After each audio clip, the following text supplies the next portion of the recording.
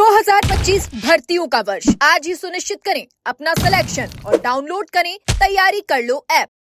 नमस्कार, एजुकेशन नगरी में आपका स्वागत है और मैं हूं आपके साथ विनीत। राजस्थान में फिलहाल कई भर्तियां चल रही हैं। वीडियो भर्ती चल रही है, वाहन चालक भर्ती चल रही है, पटवारी भर्ती चल रही है और चतुर्थ श्रेणी कर्मचारी की भर्ती भी चल रही है। लेकिन इन तमाम भर्तियों में कहीं ना कहीं मांगे हैं। चतुर्थ श्रेणी कर्मचारी भर्ती में जो राजस्थान जीके का वेटेज बढ़ाने की मांग थी वो पूरी हो चुकी है, लेकिन अभी भी वाहन चालक भर्ती में यह मांग पूरी नहीं हुई है। वहीं वीडियो में भी कई विसंगति हैं, जो पदों के वर्गीकरण की विसंगति है। इसके साथ ही पीटीआई भर्ती में भी दोबारा डीवी करवाने की मांग लगातार चल रही है और इसी को लेकर राजस्थान बेरोजगार यूनियन के अध्यक्ष हनुमान किसान लगातार अधिकारियों से मुलाकात भी कर रहे हैं। और एक बार फिर से हनुमान किसान सचिवालय में कई अधिकारियों से मुलाकात करके आए हैं। तो हनुमान जी, लगातार आप मुलाकात कर रहे हैं अधिकारियों से, इस बार फिर से कई अधिकारियों से कई भर्तियों को लेकर आपकी मुलाकात हुई है, तो क्या रहा इस बार? आपने लगातार वीडियो भर्ती हो, पीटीआई हो, वाहन चालक भर्ती को लेकर के आपने बात की है। देखिए सर, विनीत जी, ऐसा है कि जब 11-12 दिसंबर को सरकार ने घोषणा की थी, लगातार भर्तियों पे वैकेंसियां बार बार आ रही थी, उसी समय कि एक सिलेबस तैयार किया गया और उस सिलेबस को चतुर्थ श्रेणी और वाहन चालक में जबरन थोप दिया गया। जबकि उस सिलेबस को हम अगर गौर से देखते हैं, उसका एनालिसिस करते हैं, तो उस सिलेबस में बिल्कुल भी विश्वसनीयता दूर दूर तक दिखाई नहीं दे रही थी। और प्रमुख दो भर्तियां ऐसी थी, एक वाहन चालक भर्ती और एक चतुर्थ श्रेणी कर्मचारी की भर्ती। इन दोनों भर्तियों में सेम सिलेबस थोप दिया गया, जबकि दोनों का काम अलग अलग है। चतुर्थ श्रेणी वाले का काम अलग है और वाहन चालक वाले का काम अलग है। तो आप एक ही सिलेबस उनको किस हिसाब से, उसमें दूर दूर तक वैज्ञानिकता नहीं थी। उसी दिन से हम लगातार मांग बुलंद कर रहे हैं। स्टार्टिंग में हमें लगा था कि चतुर्थ श्रेणी में चलो एक हद तक सिलेबस सही है, वहां पर केवल और स्थानीय युवाओं का, भारी युवाओं का ही मुद्दा था, जिसको हमने लगातार न केवल बुलंद किया, जबकि मांग भी पूरी करवा के प्रदेश के युवाओं को सौगात दी। युवा चाह रहे थे कि इसमें राजस्थान जीके का वेटेज बढ़े और आपने भी देखा और पूरे राजस्थान ने देखा कि हमने किस प्रकार से बिना किसी को परेशान किए वो मांग पूरी करवाई। लेकिन 12 दिसंबर को जब वाहन चालक का सिलेबस जारी हुआ था, उसके बाद में 17 दिसंबर से मैं लगातार मांग बुलंद कर रहा हूं कि ड्राइवर को क्या चाहिए। ड्राइवर को चाहिए कि गाड़ी कैसे चलानी चाहिए, यानी कि मोटर वाहन से संबंधित जो बिंदु है वो उस सिलेबस में जुड़ने चाहिए थे। साथ ही जो राजस्थान जीके का वेटेज है वो इसमें भी बढ़ना चाहिए था।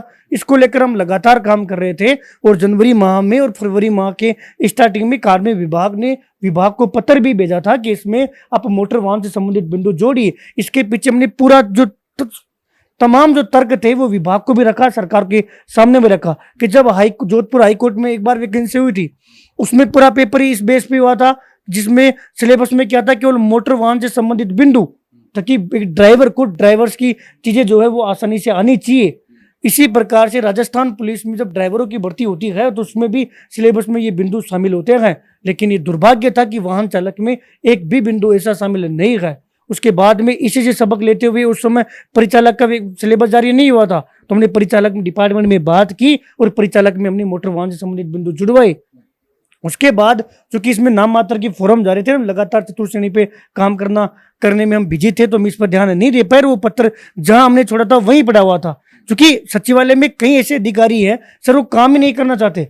मैं आगे और अभी लाइब्रेरियन की भर्ती में एग्जाम्पल दूंगा कि किस प्रकार से सिस्टम की वजह से बेरोजगारों को पीड़ा देखने को मिलती है।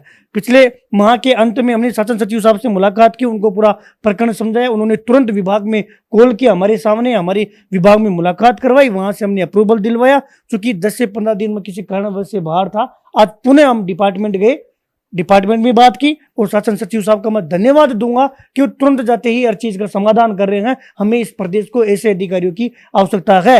अभी विभाग की तरफ से संपूर्ण कार्य हो चुका है। विभाग ने वाहन चालक का संशोधित सिलेबस जारी करने को लेकर जो पत्र है वो कर्मचारी चयन बोर्ड भेज दिया। कर्मचारी चयन बोर्ड के ऊपर डिपेंड है। उसके बाद में माननीय बोर्ड अध्यक्ष आलोक राज जी को भी मैंने ये अवगत करवाया कि सर यहाँ से लेटर आ चुका है, तो अब अविलंब देरी क्यों? अगर आपके पास पत्र आ चुका है, सिलेबस तैयार है, तो मेरे हिसाब से समय नहीं लगना चाहिए। और मैंने आज उनसे निवेदन भी किया है, सब इस वीक में भी 2 दिन है, तो आप इसी वीक में ये सिलेबस जारी करें ताकि प्रदेश के युवाओं को राहत मिले। अगर वाहन चालक की भर्ती की बात करें तो इसमें 2 और चीजें थी। एक तो एक्सपीरियंस लेटर को लेकर कुछ चीज चल रही है, तो एक पे स्लिप वाला मामला चल रहा है, तो उसमें कुछ क्या है? देखिए सर, जो पिछली जैसे फायरमैन भर्ती है, इस तरफ फायरमैन भर्ती हो गई, कई ऐसी भर्तियां थी कि जिसमें जो है फर्जीवाड़ा चरम पर हुआ है, लेकिन विभाग उसको नहीं पकड़ पाया। और मैं ये मानता हूं कि अगर इससे फर्जीवाड़ा रुकता है तो मैं कहीं ना कहीं इस चीज का समर्थन कर रहा हूं।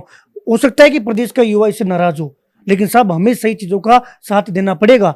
सर अभी मार्केट में ये चल रहा है कि 15,000 दो, इस स्कूल से ले लो, इस एजेंसी से ले लो, लाइसेंस ले लो, क्योंकि गाड़ी चलाना सबको आता है, लेकिन क्या वास्तव में वो उसको अनुभव है कि नहीं है? अगर अनुभव मांगा जा रहा है तो जो डिपार्टमेंट जो भुगतान वाली जो शर्त है, मैं इसके समर्थन में भी इसलिए हूँ कि देखो जेन्युइन चीज होनी चाहिए कि जिसने अगर जिसको अनुभव है, अनुभव प्रमाण पत्र जिसके पास है और विभाग वो मांग रहा है और पारदर्शिता के लिए अगर कोई शर्त विभाग ने रखी है तो फिर मैं उसका समर्थन करूंगा। क्योंकि प्रदेश के जिन युवाओं को लगता है कि गलत है तो उन युवाओं को बोर्ड में आकर संपर्क करना चाहिए था, हमारे पास आकर संपर्क करना चाहिए था, या यूं कहें कि सरकार को पास आकर संपर्क करना चाहिए। ये मांग कहाँ उठ रही है? केवल सोशल मीडिया पे।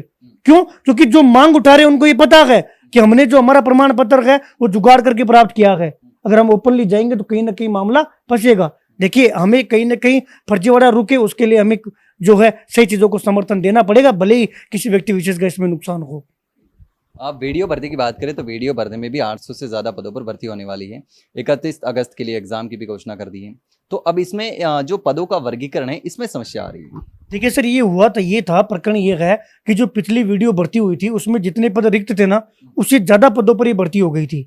उससे ये हुआ कि जहां पर 2 पद रिक्त थे वहां पर 4 पद दे दिए गए, कई जगह 3 पद दे दिए गए।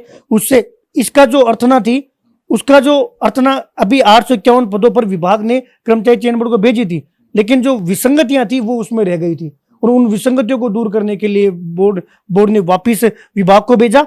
विभाग ने वो चीज सही करने के लिए डीओपी को भेज दिया है। डीओपी से मुश्किल से 2 या 3 दिन हो सकता है कि सोमवार मंगलवार तक वो चीजें क्लियर हो जाएगी, यानी कि आगामी जो वीक है उसमें वो अर्थना विसंगति दूर होकर कर्मचारी चयन बोर्ड को पुनर्र्थना मिलेगी। जून के फर्स्ट वीक में कर्मचारी चयन बोर्ड इसकी आवेदन प्रक्रिया शुरू करेगा। इस दौरान समस्या यह आ गई कि अगर डिपार्टमेंट समय नहीं लेता तो हमें 851 पद भी नहीं मिल पाते।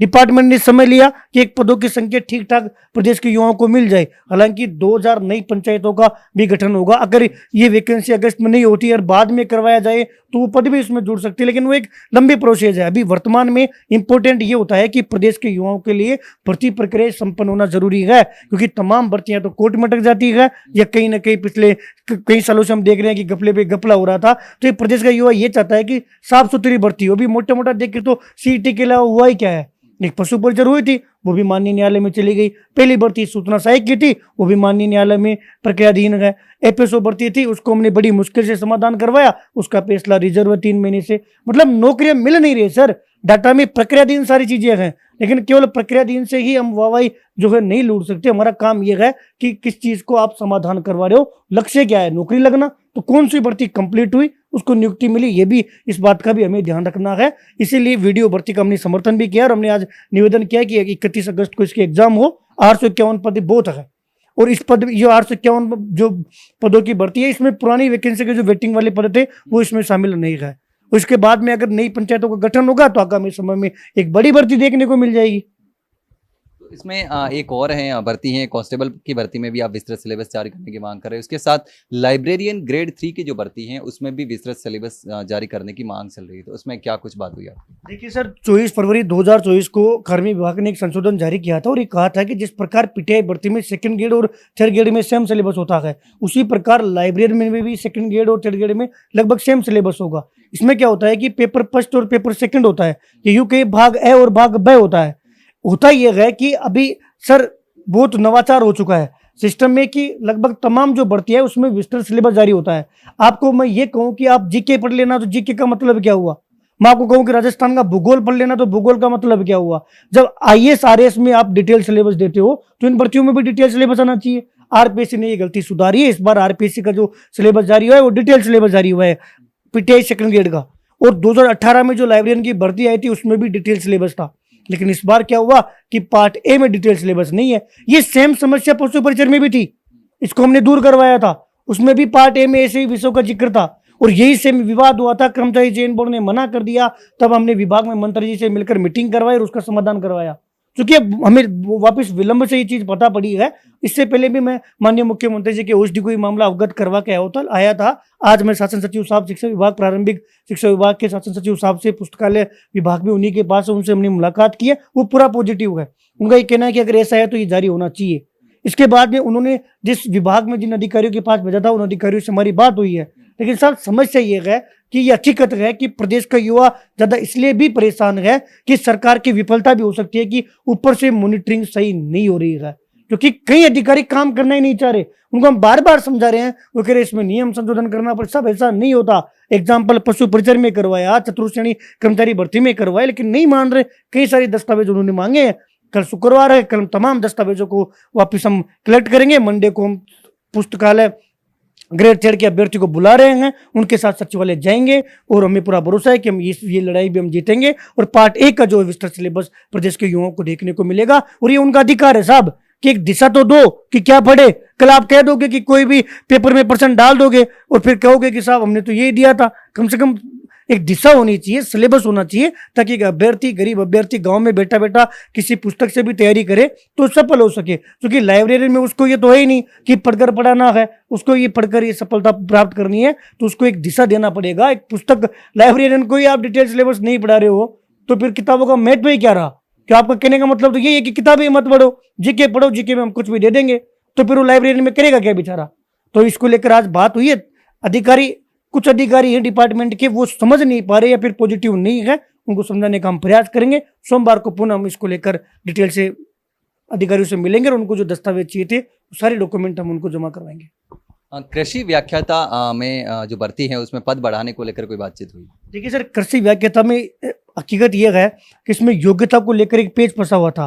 पहले प्रदेश का युवा चाह रहे थे कि इसी फर्स्ट ग्रेड के साथ ही एग्जाम हो, लेकिन इसमें कोई योग्यता का एक पेज फंसा हुआ था। तो हमने सबसे पहले योग्यता के पेज को सुलझाने का प्रयास किया और इसमें तमाम जो एग्रीकल्चर के अभ्यर्थी हैं वो लगातार मेहनत कर रहे हैं। हम तो केवल उनकी जितनी संभव मदद हो रही है वो मदद कर रहे हैं। इसमें कोई अधिकार नहीं है। वो तमाम अभ्यर्थी इतनी मेहनत कर रहे हैं कि लगातार फाइल पे जहां फैल जाती है बच्चे वो पहुंच जाते हैं। आज भी उन अभ्यर्थियों से भी हमारी मुलाकात हुई है और जनवरी में हमने इसको लेकर प्रयास शुरू किया था।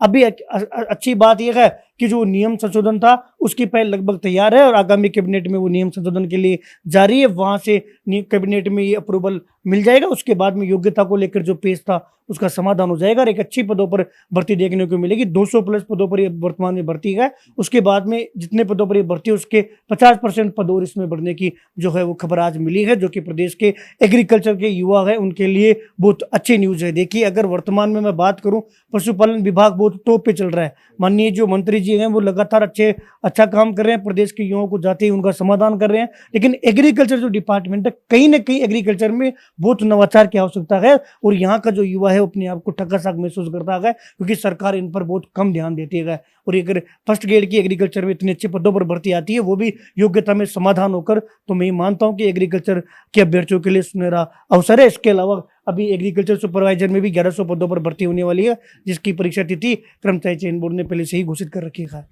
पीटीआई भर्ती में जिस तरीके से फर्जीवाड़ा हुआ उसके बाद से लगातार दोबारा जो 2 गुना डीवी है वो करवाने की मांग चल रही है, उसको लेकर कोई क्या बातचीत हुई? देखिए विनीत जी, हमने यही एजुकेशन नगरी पर भी कई प्रकार से खुलासा भी किया था और पीटीआई भर्ती को लेकर मैं कई बार यहाँ पर आपने भी 1 to 1 किया है, कई सारी खबर आपने चलाई है और इसमें जिस प्रकार से फर्जीवाड़ा है उसको देखने के बाद में हिम्मत ही नहीं होती कि इन प्रदेश के युवाओं के साथ इस लेवल पर फर्जीवाड़ा हुआ है। चूंकि जांच करने वाले भी शिक्षा विभाग के कर्मचारी थे, सरकार थी, वही कर्मचारी चयन बोर्ड था, फिर भी आज मतलब ये तक हो गया कि कोई योग्य ही नहीं है उसको भी आप योग्य मान रहे हो कि उनकी जो डिग्रियां हैं भगवान जाने किस बेस पे उन्होंने जांच की है।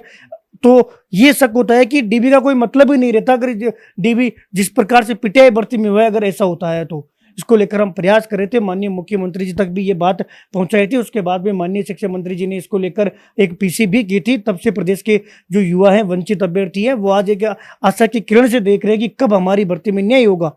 अब जो इस भर्ती में डीबी को लेकर सरकार पॉजिटिव है, डिपार्टमेंट भी पॉजिटिव है, लेकिन समस्या पहले जो विभाग है कह रहा था कि हम 1 गुना का डीबी करवाएंगे। 1 गुना का डीबी से ये होगा कि जो चोर होगा वो तो बाहर हो जाएगा और वो पद खाली रह जाएगा। लेकिन जो वंचित अभ्यर्थी जो खून के आंसू रो रहे हैं, भाई अगर मेरा किसी ने हक छीन लिया तो उसमें मेरी क्या गलती है? आज वंचित अभ्यर्थियों की वजह से तो पकड़े जा रहे हैं।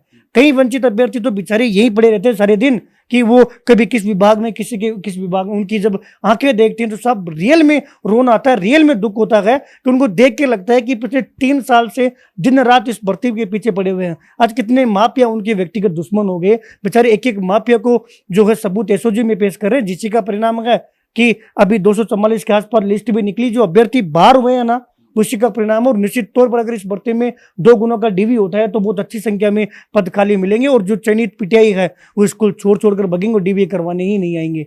इसको लेकर जो है एक अच्छी खबर ये आ रही है कि जल्दी ही आदेश देखने को मिलेगा पुनः डीवी को लेकर, जो मैं ये मानता हूं कि वंचित अभ्यर्थियों के लिए इससे बड़ी खुशखबरी नहीं होगी।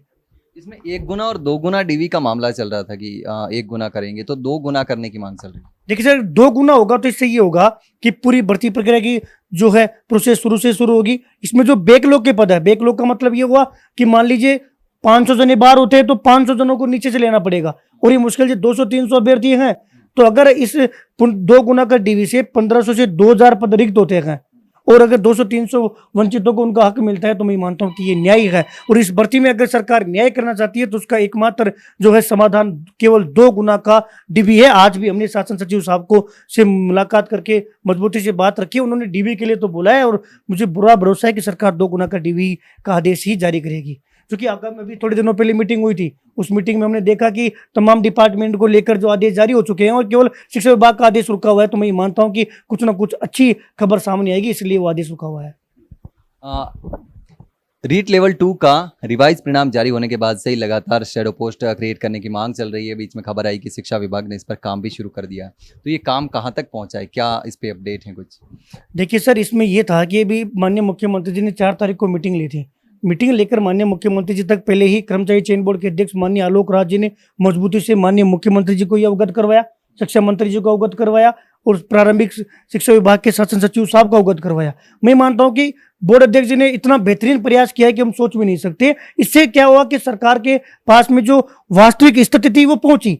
उसके बाद में सरकार ने संज्ञान लिया, मंथन किया। इधर कर्मचारी चयन बोर्ड में भी क्या है कि इस भर्ती में कई सारे पक्ष बने हुए हैं और भयंकर रायता फैला हुआ था। हमने बैठ के मंथन किया। उस समय एक दौर था कि इसका जो परिणाम है वो तुरंत जारी करने की बात सामने आ रही थी।